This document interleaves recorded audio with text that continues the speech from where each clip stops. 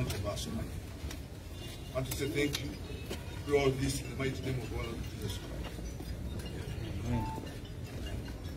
Oh, you God, may God upon thee.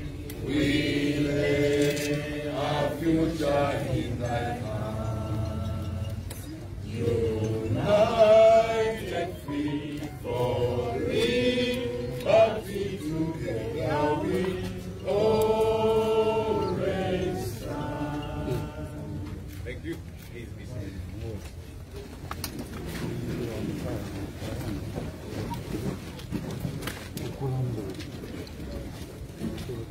Once again, you're welcome to today's press conference.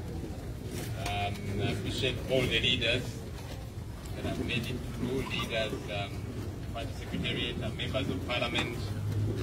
I see a couple of councillors. I see a number of our mobilizers.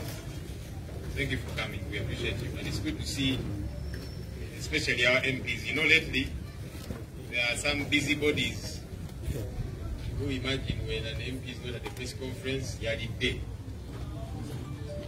And yet we actually expect our MPs to be there. You can only be able to mobilizing abantu.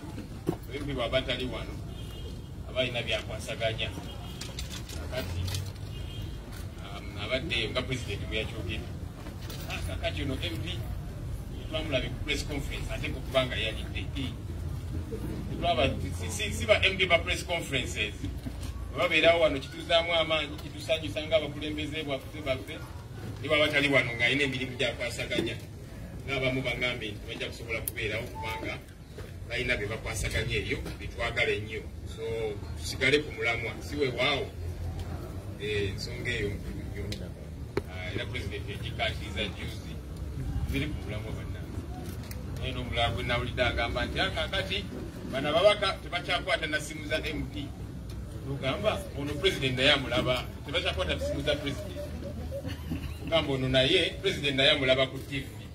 Kakati ayagala okwefuula ennyo ali ku lusegere lwa president. Bw'aba amulaba ng'akuba essimu akubidde kawaya tagikutte. Tusigale ku mulamwa. Let's remain focused. Let's major on majors and minor on minors. Hallelujah.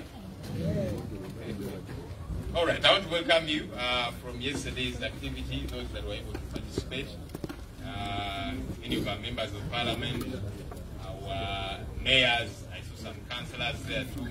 Thank you for coming through. Thank you for showing what we have been saying, that we want to demonstrate this way. We didn't see you beat anybody. And that's who we are. That's our DNA. I'll not say so much. I'm going to invite our president, very smart, Excellency Jagulanyi Sentamu, to come and address us. You're welcome, sir.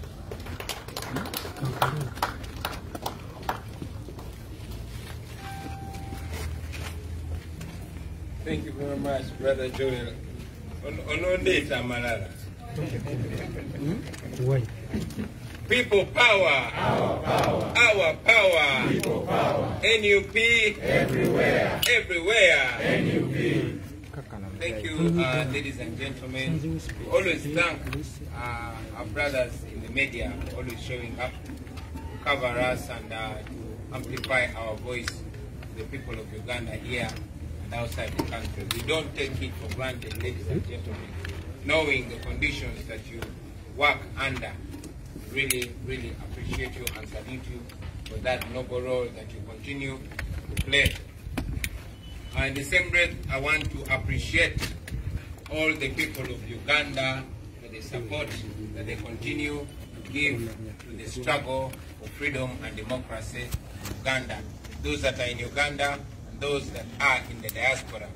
But again, in a very special way, I want to thank the leaders that joined me yesterday in a peaceful protest in demand for the return of our people. And thank you, gallant ladies and gentlemen. Yesterday, I led a protest in the middle of town, heading to Constitutional Square, to demand for our brothers and sisters that continue to be abducted by the military, tortured gravely, and some of them returned with great intimidation. As you saw, some that were returned in Guama could not actually have the confidence to speak to the media because they were greatly intimidated. Like I mentioned, some of their close relatives and associates informed us that they were tortured so bad and warned that if they dared speak what had happened to them, they would be killed. That's why some of them are so scared they cannot speak. As I speak right now, we have information that 3 others have been dumped. I thank all of you that have continuously demanded for their return. Don't give up. Dictators don't listen to soft words. They listen to hard words. They only respond to pressure. So your pressure will not be in vain. I want to remind you, ladies and gentlemen, that peacefully protesting is a right. It is enshrined in our Constitution, Article 29. You have that right to protest. No Ugandan has ever been convicted for peacefully protesting. No.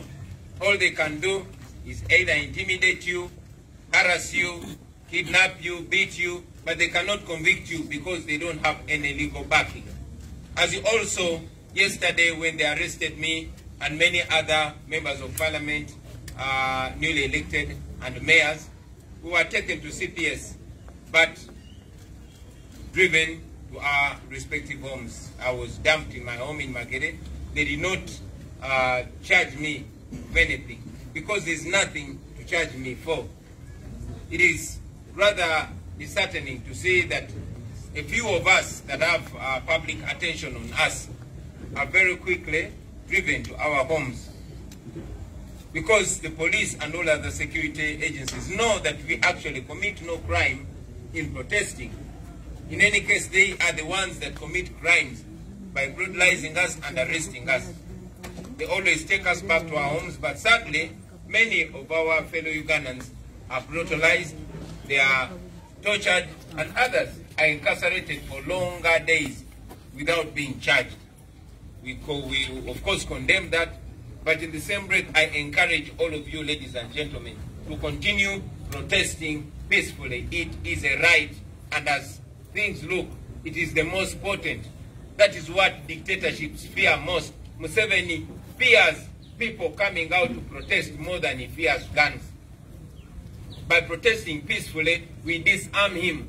We render his guns and bombs useless. So get that known, and to you the leaders, please explain that to your people. Let them know that it is within their right. Let them know that by persisting, we shall break the dictatorial resistance against our push for freedom. I want to talk about the continued oppression, social and economic, of our people. The political curfew continues to be in place. It is of no sense whatsoever, like I said in the recent past, that there is no explanation of the relationship between curfew and the fight against COVID-19. This is a political curfew. Like I've told you, and other leaders have continued to tell you, that General Museveni does not care whatsoever whether you survive or not, for as long as he guarantees his grip on power. That explains why he maintains a curfew, which in our opinion is a political curfew. Businesses have crumbled. People don't work anymore. The night economy is dead. Border workers, those ladies that sell chai at night, all people that work at night no longer work. People are failing to take back their children to school because of financial constraints. Unfortunately, those who rule over us do not care. They continue to maintain that oppressive curfew. In the coming days, it might be one of the many reasons why people must rise and stand and protest against it, because it's oppressive and it's not beneficial in the fight against the COVID-19 whatsoever. I will also talk about the continued oppression of the fishermen on lakes. We have reports that the army continues to arrest, detain, harass people, or even kill them, especially the fishermen and the people that work and live in the fishing community. That must come to an end. it should have ended. But as you know, Museveni will come to you, lie to you, and pretend that the operation is ending when he wants votes from you. But as all of you know, the operation is alive and well on the lakes among the fishing community. I want to take this opportunity, ladies and gentlemen, to respond to some of the statements that General Museveni said in his recent address to the people of Uganda. General Museveni claimed that the National Unity Platform, led by myself, rigged the election. Excuse me. Indeed, Lord have mercy. General Museveni claimed that we rigged the election using the police. General Museveni said we ballot stuffed. It is rather funny to see that General Museveni has no little shame left in him.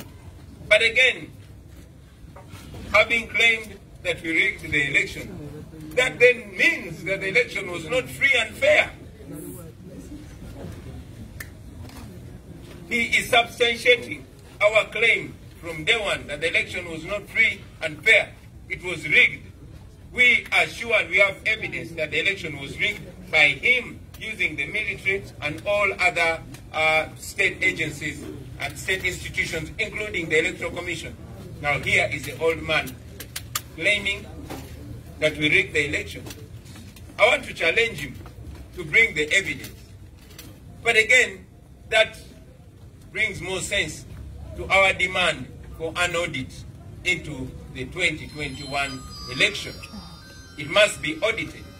For us, we brought evidence and we showed that it was rigged by him using the military and other institutions, and we demand an audit into the same. Now that Museveni is claiming that we also ballot stuffed, that we rigged the election, then why not have an audit into the election? General Museveni mentioned something that we cannot just let go. He mentioned that we as the National Unity Platform are planning to kill our own supporters and blame it on government. Now that is a very strong revelation. We always credit it to age and forgetfulness that facts and truths tend to escape General Museveni. And I want to believe that that is one of the very strong truths that escaped him. We all know that that is the way they've been operating historically. Some of his colleagues that he fought with in what they call the Liberation War have actually come out to mention that during the Bush War, they used to dress in government military uniforms, go kill people in Luwero, and then blame it on government.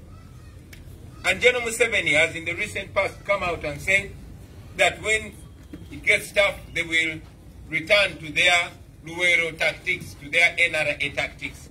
Now, I want to believe that some of the NRA tactics escaped him.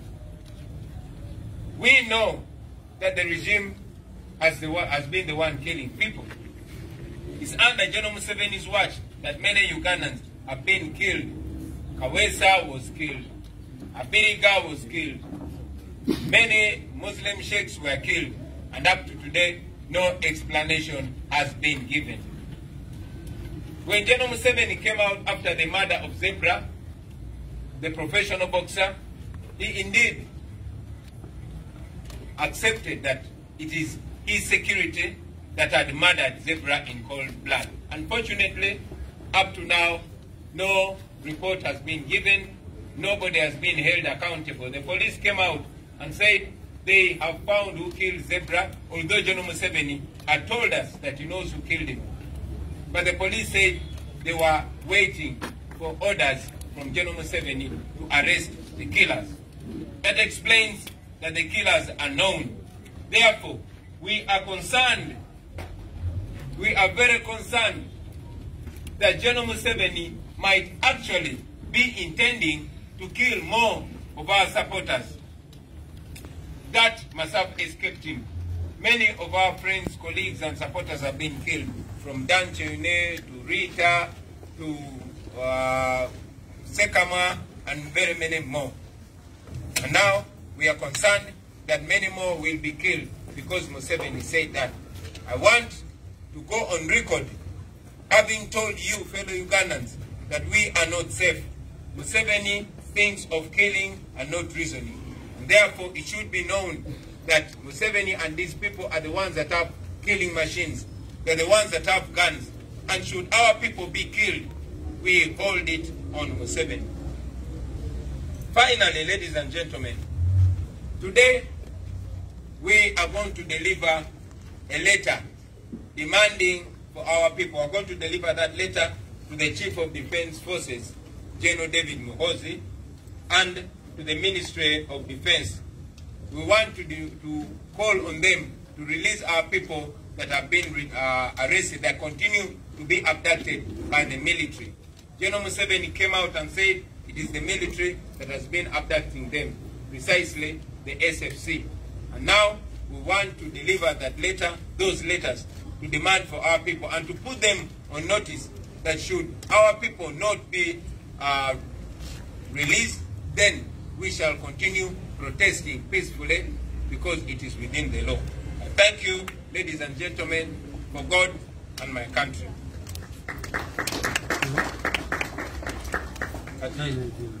Those are busy in Uganda.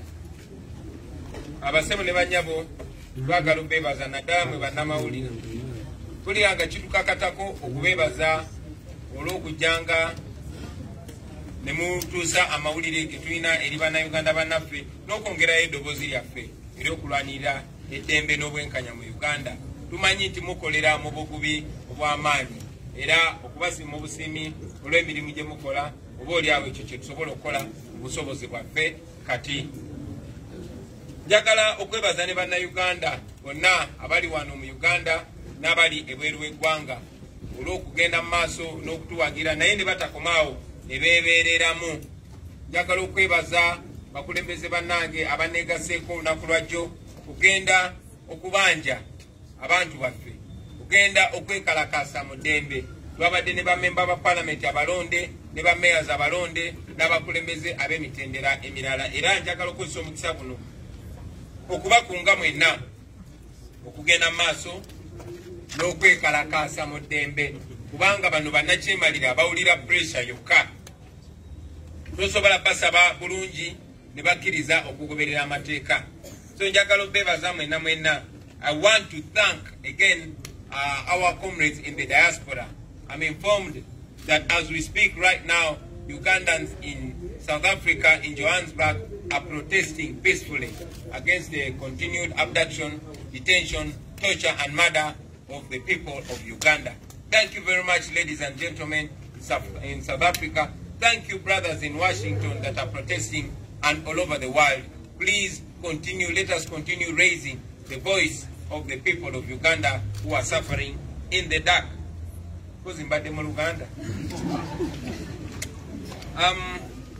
Njagala okubategeeza bannayuganda bannange nti eryo ddembe lyammwe okwekalakasa mu ddembe. Constitution ya Uganda egamba omuntu eyekalakasiza mu ddembe aba talina tteeka lyamenye. Nedda, eryo ddembe lyo, era y'ensonga lwaki bwe batukwata nga twekalakasa mu ddembe tebatusiba. Olunaku lwajjo bankutte ne bakulembeze bannange ne batwala ku CPS, naye kye bakoze kuteeka mu motoka za poliisi kutuvuga kutuuza waffe. Lwaki bakoze bwe batyo? Kubanga tetulina tteeka lye twamenye, tetulina musango gwe twaziza. Kyannaku ti bannayuganda bannaffe bangi abo abataliiko bamawulire babagoberera nnyo oba abataliiko maaso mangi nga bagoberera, babakwata ne babasiba ennaku nnyingi mu bumenyi bw'amateeka, babakwata ne babatulugunya ekimenya amateeka. Naye njagala obbazaamu amaanyi bassebo ne bannyabo nti okwekalakaasa mu ddembe kyekyokulwanyisa ekisinga amaanyi bannakyemalira kye basinga okutya. Lwaki Museveni atya nnyo bannayuganda okuvayo okwekalakaasa? Kuba alabye nti bannakyemalira banne ba Gaddafi, ba Mugabe, ba Bashiru, ba Mubaraka bonna bannansi abekalakasa mu ddembe be babajjeeko. N'olw'ensonga eyo Museveni atya nnyo nga bwe tuze tubagamba baganda bange ti Museveni atya nnyo abantu, atya nnyo amaanyi g'abantu. N'olw'ensonga eyo temulekeraawo, temuzikiza ng'engombo yaffe weeri, tewali kola ki muzikiza. Njagala okuvumirira kafyu ow'ebyobufuzi gwe bagenze mu maaso nga balemezaawo, aziŋŋamizza emirimu gy'abantu, aziŋŋamizza ebyenfuna by'abantu. Bannaffe bangi abakakala b'emirimu gyabwe ekiro, abakozi, abavuga bodaboda, abavuga takisi, abatunda emmere n'abakola mu bifo ebisanyukirwamu n'emirimu emirala mingi nnyo egikolebwa ekiro, gigenze maaso n'okuziŋŋama. Abantu famire zaabwe zimenyesemenyeseemu. Abazadde bannaffe bangi balemeddwa okuzaayo abaana ku masomero kubanga ebyenfuna byabwe byaziŋŋama. Naye Mwami Museveni nga bwe tuze nga tubagamba tiye tafaayo bannayuganda bizibu bye batuuseeko kasita asigala nga yeremeza mu buyinza. Ensonga lwaki kafyu eno ey'ebyobufuzi eremeddewo paka kati tugivumirira, era nga nyongera obategeeza nti eyo kafyu gye bataddewo ey'ebyobufuzi singa tebagijjaawo amangu ddala oba oliawo nayo eyinza okufuuka emu ku nsonga lwaki abantu balaga obutali bumativu, lwaki abantu beekalakaasa. Kubanga toyina Museveni alemeddwa okunnyonnyola enkwatagana ya kafyu n'okulwanyisa ekirwadde ekya COVID-19. Olunaku lwa leero sente nyingi nnyo ez'omuwa omusolo n'ezo ezeewoleddwa zigenze zibbibwa. Biliyoni ne biliyoni ne biliyoni nyingi zibbiddwa, nga zibbibwa baani? Abo kagurupu akatono akeetoolodde Museveni. Ate nga bwe mumanyi obuli bw'enguzi bukulemberwa Museveni ne banne abamwetoolodde. Naye abantu bagenze maaso n'okubonaabona, abazadde nga bategeeza balemeddwa okuzaayo abaana baabwe ku ssomero. Naye ate ne bannaffe naddala ababeera ku nnyanja, abavubi n'abo ababeera mu zi community ezikwatagana n'emyalo bagenze maaso okufuna obuzibu nga batulugunyizibwa, bakubibwa, basibibwa, n'ebiseera bingi nga battibwa amagye. Tutegezeddwa nti bannaffe abavubi nabo bafunamu akabembeekereza kanaku ntono Mwami Museveni nga bwaze afeera bannayuganda nti ajjawo okunyigirizibwa eri abavubi. Amagye gaddamu dda okubakana n'omulimu gw'okutulugunya, okutta abavubi. Ekintu ekikyamu tukivumirira era nakyo twagala kikome embagirawo. Munzikirize ntwale omukisa guno okwanukula ebimu ku bigambo Mwami Museveni bye yayogedde ng'ayogerako eri bannayuganda. Mwami Museveni wakati mu kubulwa obuswavu, wakati mu butaswala, yavuddeyo n'agamba the National Unity Platform nange Kyagulanyi twabba obululu nga tukozesa poliisi. Byampuna bannayuganda bannange era bisesa. Mwami Museveni mu butaswala yagamba nti ffe twabba obululu, yagamba twapakira obululu mu bokisi nga tukozesa abapoliisi. Kati ekyo kitegeeza ki? Bw'abanga byayogera abitegeeza nga tebyamusumatuse busumatuse, then akakasa kye tubadde twogera bulijjo okulonda tekwali kwa mazima na bwenkanya. Emu ku nsonga ze twatwala mu kooti newankubadde ekooti yalaga kyekubira, era ebimu ku bintu bye tubadde nga tubanja era bye tukyagenda maaso n'okubanja kwe ku auditinga oba okukuba tooki mu kulonda kuno okwakaggwa. Ffe twavaayo n'obukakafu, twavaayo ne evidence n'ebizibiti ebiraga nti okulonda kuno kwali kujjudde vulugu, kwali kujjudde obubbi. Mwami Museveni teyakuwangula, titwakuwangula. Mwami Museveni namuwangula. Nkiddamu, Mwami Museveni twamuwangula.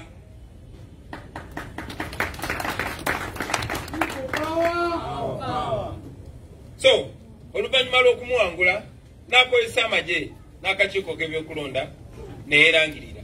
Naye engeri gy'avuddeyo naye n'akakasa nti okulonda tekwali kwa mazima na bwenkanya. Then lwaki takkiriza ne tukuba tooki mu kulonda okwo? Oba lwaki tekkiriza ne tuddayo mu bunnya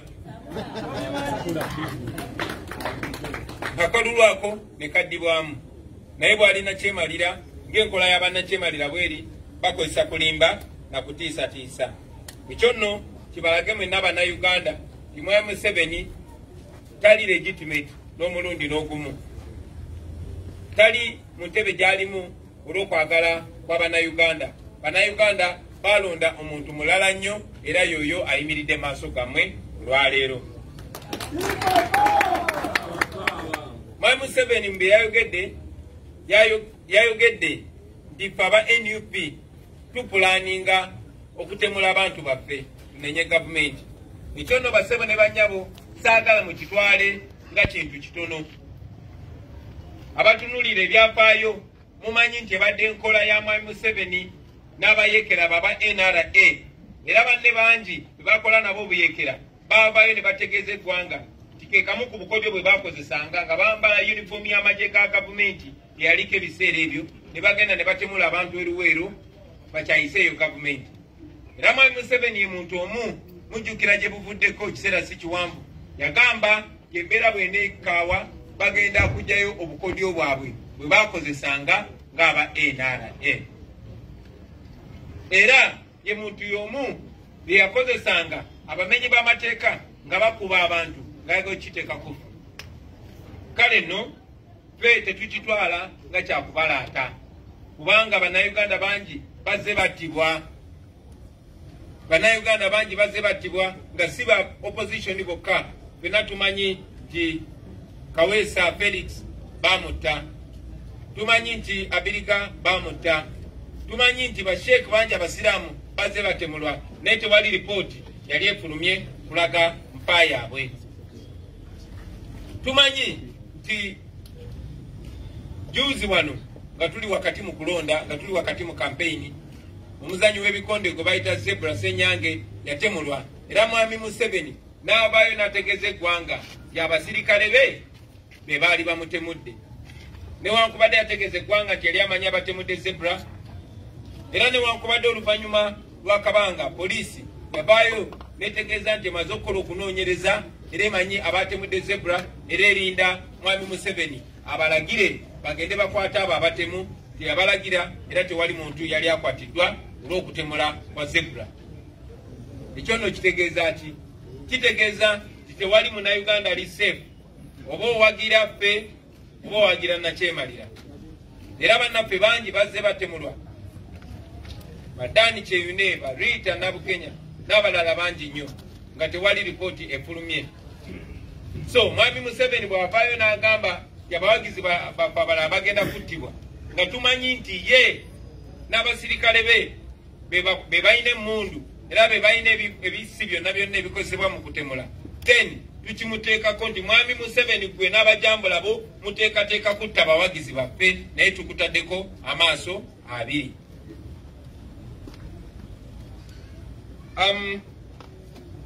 Njagala okumaliriza nga mpita bannayuganda mwenna gye muli abakulembeze mu mitendera egy'enjawulo, abakulembeze b'amadiini, abakulembeze b'ennono, abakulembeze mu businesses n'abakulembeze mu by'obukulembeze byewandiise ebyobufuzi nti muveeyo mukulembere abantu bammwe okulwanirira obulamu bwabwe mu ddembe. Rede tubategeeza era twongera okukikakatiriza nti okuvaayo okulaga obutali bumativu oba okwekalakasa mu ddembe oba toyina tteeka n'erimu lyomenye oba toyina musango gwozizza. Bannayuganda bagenda maaso n'okuwambibwa enkya n'eggulo nga batemulwa, abakyala bakwatibwa ne bakabasamizibwa, abasajja balaayibwa oba obusajja bwabwe ne bukubibwa ne butaddamu kukola. N'ebikolebero bingi nnyo ebirala ebikolebwa ku bannayuganda ng'otaddeko okubakongolamu amaaso oba kubakulamu enjala, okubakulamu amannyo, okubakubisa amasannyalaze n'okubadima oba okubatutubika mu mazzi Abangereza kye bayita waterboarding. Ebyo bikolobero bingi nnyo bikolebwa ku bannayuganda bannaffe. Tewali ali safe. Toddawo ogambe nti gw'oli bulungi. No! Nali ndaba ku TV omukyala yali omuwagizi wa Museveni lukulwe ng'omwana we abuziddwawo taddanga mu kulabika. Mwami Tamale Mirundi muwagizi wa Museveni lukulwe ne mwalabye kye baakoze mutabani we. N'olw'ensonga eyo bannayuganda bannange mwenna tewali ali safe. Oba oli wa people power oba toli. Mwenna muyimukireemu kuba kino tekikwata ku kibiina kyokka.